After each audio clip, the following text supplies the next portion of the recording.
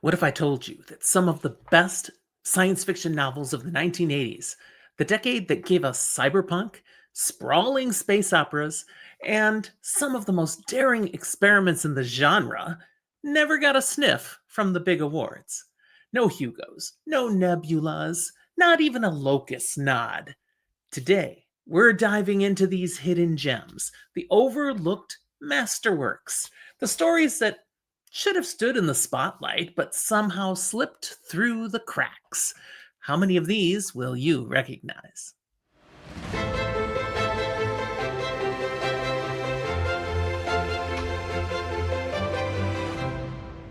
Hey there, I'm Jim. Welcome back to Fantasy for the Ages, the show that I do with my son, where we talk about fantasy, science fiction, horror, and other nerdy things we enjoy. Just me flying solo for today's episode as I'm continuing through our series highlighting the very best science fiction novels of each year through the decades that somehow got overlooked by those awards committees. If this is your first time with me, I sure hope you'll go ahead now and like the episode, subscribe to our channel, and hit that notification bell so you'll catch when we put out more of this amazingly nerdy content. We're just here to entertain. And a big shout out to our Patreon supporters. You help us keep this kind of stuff coming right at you on a regular basis. Thank you, thank you, thank you. If you'd like to learn about being a Patreon supporter and joining this community, check out the link down in the show notes. The 1980s were a golden era for science fiction. Sure, the Hugo, the Nebula, the Locus Award, other specific genre awards like the Campbell Memorial, the Philip K. Dick, they highlighted and recognized many of the decade's biggest and boldest titles in science fiction. But the truth is, so many great books came out. There was plenty of fantastic science fiction reads that got completely ignored. And that's what this video is all about.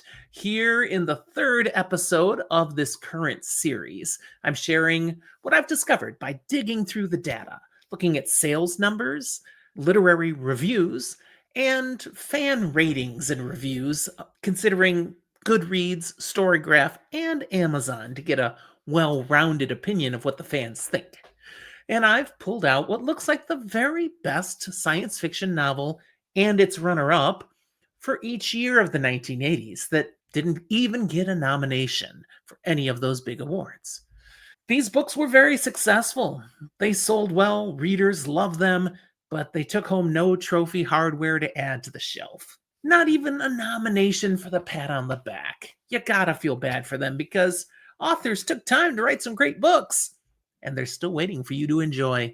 How many of these overlooked gems have you read?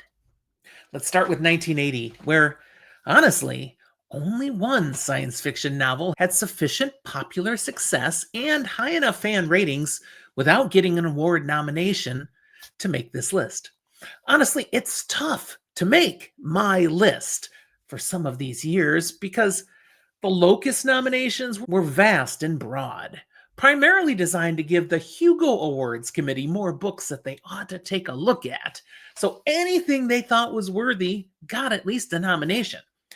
But here in 1980, I did find one book that was a worthy sci-fi novel with no nominations. And that goes to The Visitors by Clifford D. Simek. This is alien contact, first contact science fiction. Strange alien beings arrive quietly on Earth, not by invasion or oppression, but with odd, inscrutable behavior that slowly reveals deeper mysteries. As individuals try to understand the visitors' motives, culture, and possible purpose, human fears and hopes intermingle, and small miscommunications become profound. Ultimately, the novel explores how human assumptions about intelligence, purpose, and even kindness can be wrong, and how much of contact with the alien depends on what we bring to it. So yeah, that's it for 1980, but I've got two for 1981. The runner-up for this year is The Guardian of Isis by Monica Hughes. This is young adult SF and a planetary adventure. A generation after a crash, settlers live under a strict, ritualistic society built around the belief in their leader's mythic powers. When curiosity and dissent begin, a young protagonist starts uncovering truths about the society's founding, its secrets, and whether faith or fact better serves the community. Along the way, there are dangers from both a harsh environment and from those who guard the myths fiercely. But the best science fiction novel with no nominations or awards for 1981 is The Quiet Earth by Craig Harrison. This is a dystopian, speculative near future sci fi novel. After a mysterious event, a man wakes up to find himself apparently alone in the world. No people, no traffic, no signs of life. As he explores the empty landscapes, he grapples with isolation, the meaning of survival, and the psychological strain of being utterly alone. Eventually, he works to uncover what caused the quiet, while confronting moral and existential questions about humanity when the human is arguably gone. Continuing in 1982, the runner up for this year is The Cyborg and the Sorcerers by Lawrence Watt Evans. This is planetary adventure science fiction with tech versus magic twist. A war weary cyborg operative, marooned centuries after his mission, lands on a world where locals call gravity anomalies magic. His ship's AI insists there's issues with the enemy and weapons and moves towards preemptive destruction, while he discovers a more nuanced truth on the ground. Caught between programming and people, he must choose whether to be a blunt instrument or a human being. But the best science fiction without any nominations or awards for this year is part of a series, The Stainless Steel Rat for President by Harry Harrison. This is a comic caper space opera sci-fi novel. Interstellar con man Slippery Jim DeGriz lands on a Banana Republic world where the dictator literally rigs every election and decides the best heist is to run against him. What follows is a blitz of scams, media judo, and audacious reversals aimed at exposing the crooked machinery. Expect breezy satire, family assists, and a finale that prizes wit over firepower. Moving to 1983, the runner-up for this year is An Unusual Angle by Greg Egan. This is one of the early works of Egan as he delves into speculative ideas about perception, identity, and inner universes. A high school boy with a biomechanical camera embedded in him creates movies in his mind, literal visions that combine psi powers with mental projections. He tries to externalize these internal films, finding that no surgeon or scientist believes what he's doing. The story explores how reality, creativity, and belief intersect when the gap between subjective perception and objective world narrows. The best sci-fi novel of the year is A Century of Progress by Fred Saberhagen. This is time travel, alternate history sci-fi. During the 1933 Chicago's World Fair, a man discovers that time travel is possible and is soon drawn into a struggle involving visitors from the future where history has gone badly wrong. This novel jumps between Depression-era America and possible altered timelines, showing how seemingly small decisions ripple into catastrophic or miraculous futures. With Saberhagen's trademark blending of action and idea, the story tests whether humanity's ingenuity and decency can win out when history itself is under siege. Let's go on to 1984. The runner-up for this year is Dinosaur Planet Survivors by Anne McCaffrey.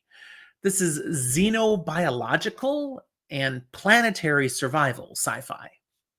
This is actually the sequel to Dinosaur Planet, which came out in 1978, and was republished the next year with the first book and second book put together in one omnibus called The Irida Adventure. So, following the events of Dinosaur Planet, the survivors, stranded on the lush world of Irida, struggle to adapt to its prehistoric ecosystem filled with massive reptilian beasts. As interpersonal conflicts rise among the crew, they must also contend with the planet's secrets and decide whether Arita is a place they can call home or one that will destroy them. The book combines McCaffrey's eye for character drama with vivid descriptions of alien ecology and survival against overwhelming odds. Best of the year goes to Down to a Sunless Sea by Lynn Carter. This is planetary adventure and space exploration sci-fi. When the crew of a starship ventures into unexplored space, they find a world cloaked in perpetual twilight, its seas hiding strange mysteries, and its shores holding remnants of a civilization long forgotten. As the explorers press further, their discoveries force them to question humanity's place in the cosmos and whether knowledge is always worth the dangers it brings. The novel blends planetary romance tropes with Carter's pulpy style, delivering a tale of wonder, peril, and curiosity on the edge of the unknown. Continuing to 1985, the runner-up for the year is Saraband of Lost Time by Richard Grant. This is philosophical and speculative adventure sci-fi. On a far future Earth, society is fragmented into small communities after an age of collapse. A group of wanderers set out across the landscape, driven less by conquest or survival than by a yearning for meaning, story, and human connection. Their journey becomes a meditation on memory, myth, and the search for purpose in a world that has lost both technology and certainty. This marked Richard Grant's debut and was praised for its lyrical style and depth of theme. While it received no Hugo, Nebula, or Locus nominations, it did receive a special citation from the Philip K. Dick Award judges in 1986. Now, that's a recognition of promise, but not a formal award or nomination. So, with the difficulty in this decade of being able to get just the right number of books because of all the awards those Locus people kept giving out, I'm letting this one slip in with the special citation. The best book, however, of 1985 goes to CV by Damon Knight. This is near future techno-social SF. The Sea Venture, nicknamed CV, is a vast ocean-going habitat that's equal parts research station, small city, and luxury passage for thousands. During an early voyage, CV unknowingly picks up a transferable alien symbiont that begins adjusting people, nudging them towards dispassionate, hyper-rational behavior and shaking their identities, loyalties, and beliefs. What starts as a contained mystery at sea becomes a societal dilemma as the contagion's consequences ripple outward. For 1986, the runner-up of the year is Master of Paxwax. What a name. By Philip Mann. This is a space opera-style science fiction novel with themes of rebellion and empire. In a galaxy ruled by 11 great families who've enslaved alien species, poet Paul Paxwax unexpectedly inherits power after sudden deaths in his house. Beneath the surface of the sanctuary world Sanctum, surviving alien civilizations quietly prepare a coordinated uprising. As Paul's loyalties fracture between love, family, and conscience, he becomes the unintended fulcrum of a reckoning centuries in the making. The best sci-fi of the year with no nominations or awards goes to Starhammer by Christopher Rowley, or Rowley. This is another space opera-style sci-fi which leans into military sci-fi and also has some elements of alien horror. It's book one of the Vang trilogy. The galaxy has long since forgotten the ancient war against a terrifying biotech weapon known as the Vang.